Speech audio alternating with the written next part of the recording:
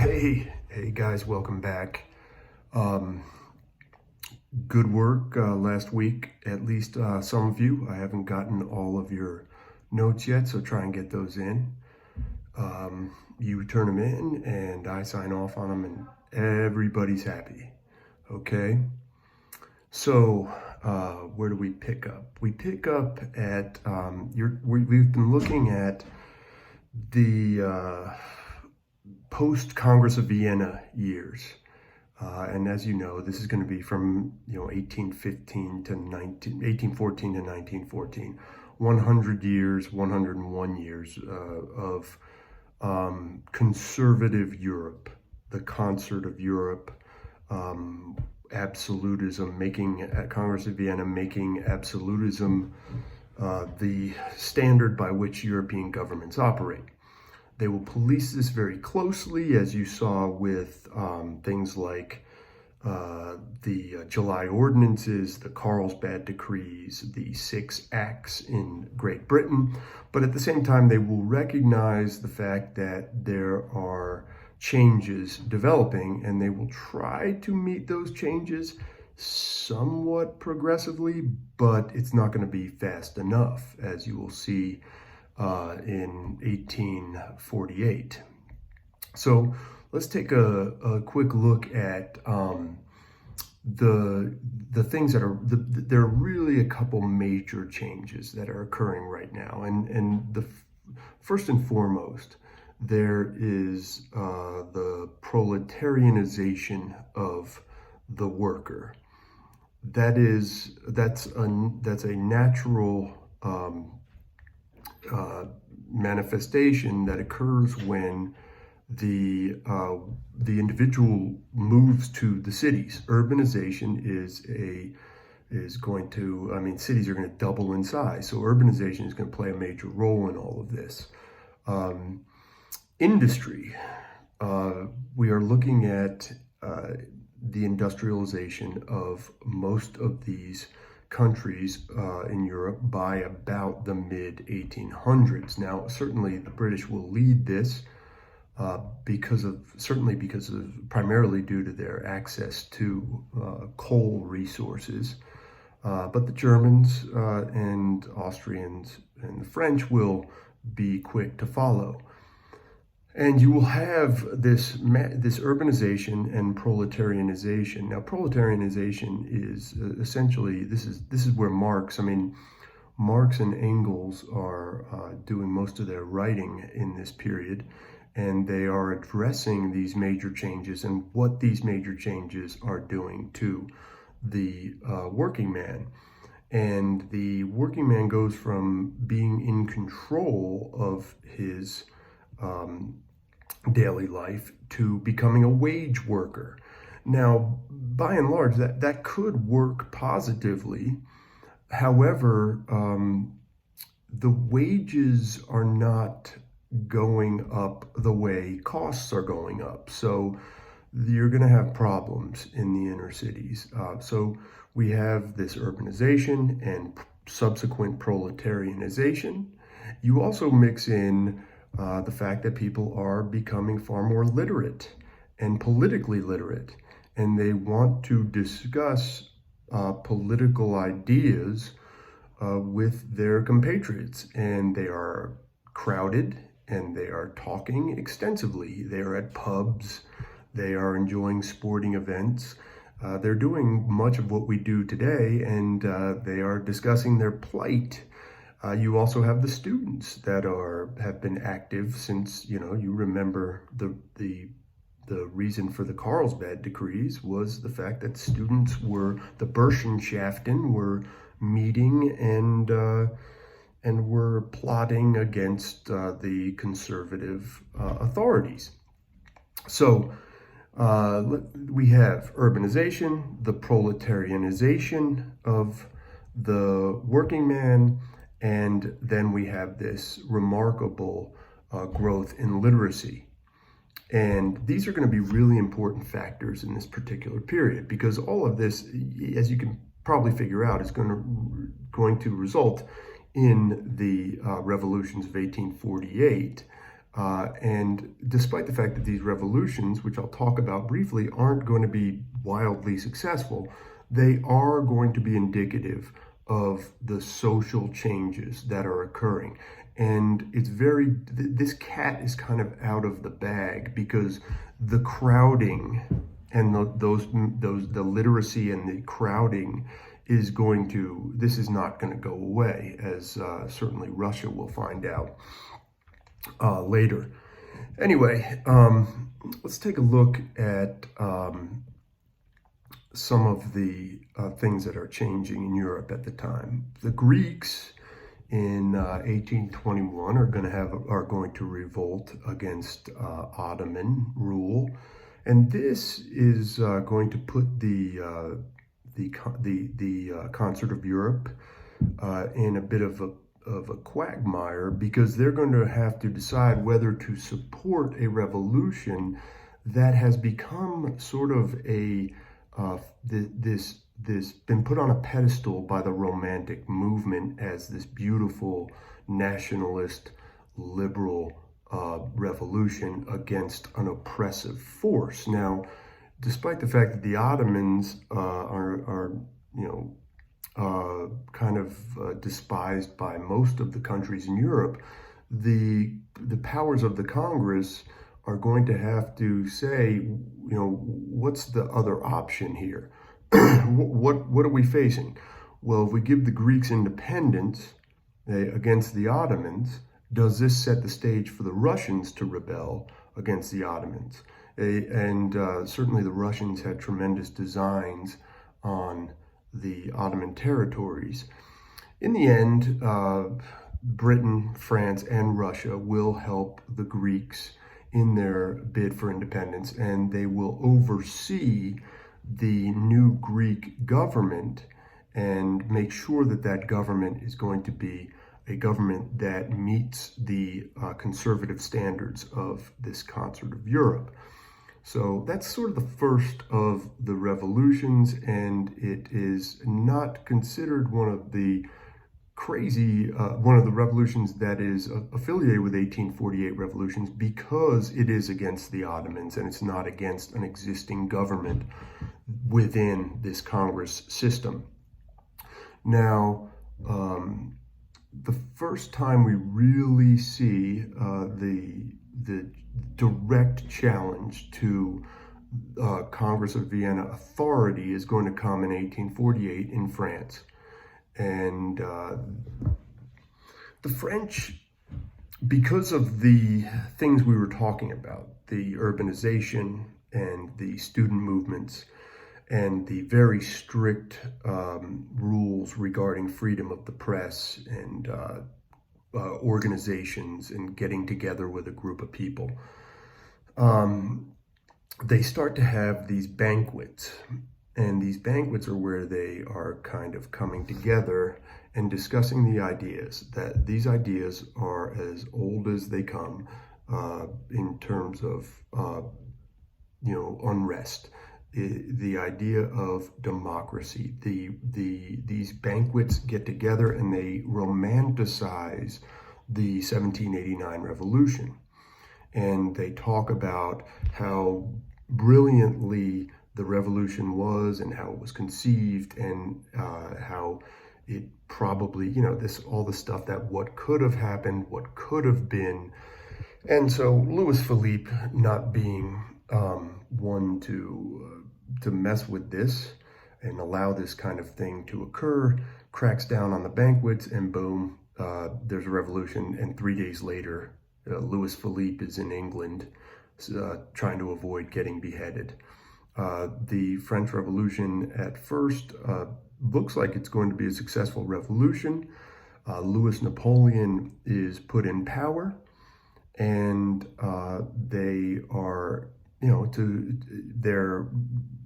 they anoint a second French Republic. We know the first French Republic was 1792, and this will be the second French Republic. Now, this is a failure in that Louis Napoleon will stage a coup d'etat in about 5 years, and become, become his uncle, so to speak. But at first, it looked like it was going to be a pretty solid revolution. The issue with the French Revolution in 1848 was very simply the country was, the nobility was not ready to embrace a second republic, and they are going to end up, the conservative elements are going to prevail there, and they're going to allow Louis Napoleon to take over. So, that's just a reality of this period. When we look at the revolutions of 1848, we're not looking at them from the perspective of wildly successful. We're looking at them as indicative of new ideas and a society that reflects urbanization and industrialization. So that's really the way you have to look at these. So despite the fact that this French Revolution is not going to be successful and is going to end up with, Louis Napoleon staging a coup, it still is indicative of conditions. And that's what AP is really interested in, are those conditions. Immediately after that, we start to see revolutions pop up all over Europe. And we're not going to go into every one of those revolutions. I mean, Austria, in the Congress of Vienna, Austria has been given pretty much control over the German Confederation and Hungary. So you're going to see a pretty significant Hungarian revolution that is going to be, it's wildly successful at first, but at a certain point, the Russians and the Austrians just are going to be able to crack down. This one, we do see the end of serfdom in Austria, but aside from that, not very much comes of this, because the Russians and the Austrians just are not going to deal with this. But the thing about this German revolution, or Germanic revolution under Austria, is we are starting to see this pull towards Germanic unification that you will see come to fruition under Bismarck very shortly in 1870. So you have the idea of Germanic unification. And then you have our first taste of World War I and the factors. And that is the Congress of Vienna drawing up these borders that do not take ethnicity into account. And that is one of the main problems that the Austrians face. Because the Austrian Revolution is largely led by the Hungarians. And within the Hungarian and the Magyar revolutions, we see Czech and Serb fighting for autonomy themselves. So you're starting to see the problems that are going to become the powder keg of Europe. In Italy, that's an interesting one. Italy is the home of nationalism. This is where Giuseppe Mazzini heralded from, and his protege, who was really his same age, Garibaldi, is going to become the military arm of Mazzini's nationalism. And again, we're seeing the unification and nationalist element in this. And so you will see in Italy, you will see rebellion against the Bourbon French-controlled Sicily. You will see rebellion against the Austrian-controlled Piedmont area, and Rome will become a republic briefly under Garibaldi. It will fail. However, the Italians will achieve independence, or I'm sorry, unification in 1860. Ironically, it will come with the help of Louis Napoleon fighting the Austrians. So despite the fact that this initial 1848 revolution in Italy is going to be a failure, we will see a lot of these things will eventually succeed on some level. Progressive change will occur. It just is not going to occur right now. That's why they are kind of considered failures. So one of the factors in the failure of these revolutions is going to be the fact that no one, very similar to the French Revolution, nobody within the revolutionary factions can agree on what kind of government they really want. I mean, you have extremely radical factions, comparable to the sans-culottes from 1789 in the French Revolution, to the more, hey, we just want a republic and we want our rights factions, and voting rights and free press. So you have differing levels of ideology within the revolutionaries themselves, and that's going to be a big part of the reason why these things are going to fail. Okay. Two countries that don't really face a revolution in this period are going to be Britain and Russia. Britain, they do see revolts in Ireland to some extent that they are able to put down pretty quickly, but it is a significant revolt. But the primary reason the British are able to avoid this, one, they're an island nation, so the Metterniches. Oh, and by the way, Metternich is going to be forced to flee from Vienna during the 1848 revolutions, and he'll find a home in England. But the British in 1832 pass a reform bill, and it's the Reform Act of 1832. And what it does is it extends representation in the House of Commons to the new industrial cities that previously had no representation, the Liverpools, the Manchesters, the Sheffield areas, these areas that had very little representation before the Reform Act of 1832, they will start to get representation. And the Irish will get an Irish Reform Act, which is an extension of the Great Reform Act, or the Reform Act of 1832. They'll get their own Reform Act that will enable them to have more representation in the House of Commons. So that's probably the reason why the British were able to stave off much discontent and discord in this period. The Russians, they just take the old Russian technique. Nicholas I goes, he's like, don't even think about it.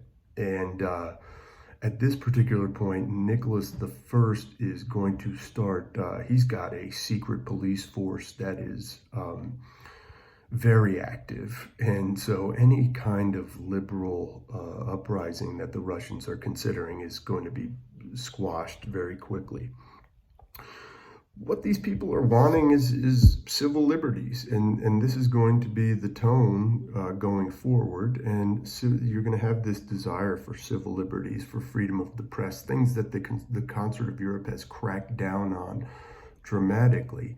And just to kind of touch on a few things. One of the things about the Italian 1848 revolutions, which is sort of, I kind of throw in the Pope Pius is the new Pope, and part of the reason these revolutions begin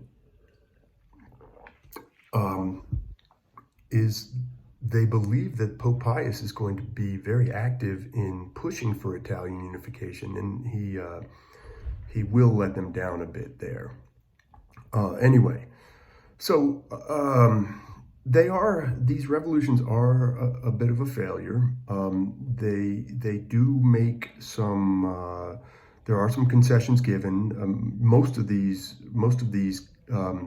entities will give will pretend to give constitutions to appease the liberal uprisings, but then they'll take them back very quickly, and things will, by about 1851, will get back to business as usual. Mazzini's dream and Garibaldi's dream for a unified Italy will come to fruition in about 1860. The Greeks will attain independence from the Ottomans. Serfdom will be abolished in Austria and